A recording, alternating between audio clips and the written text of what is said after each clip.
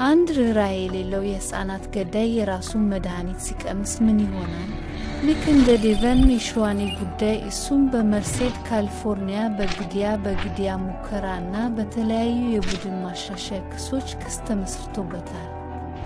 በህዳር ወር ወደ ሁለተኛ አንዲት ወጣት እናት ከ9 ወር ልጅ ጋር በእግር እየተራመደች ሳለ በድንገት ጥይት የሕፃኑን ደረት ወጋው።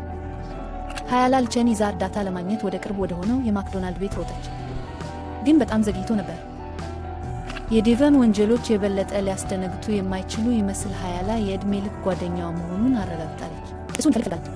በጉልበቱ ተንበርክኮ እያለቀሰ እንደ ይቅርታ እንደ ነገሮችን ወደ እኔ እየሳበ እንደ ያንን ስላደረግኩ ይቅርታ እንደ ሲሰቃይ ማየት እፈልጋለሁ።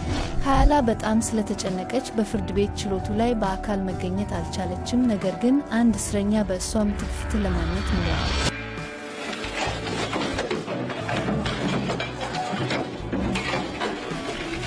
እስረኛው የሚሽዋንን ጭንቅላት እንደ ቡት ከረጢት አድርጎ ያዘ። ነገር ግን ዴቨን ለፍርድ በተመዘገበበት ጊዜ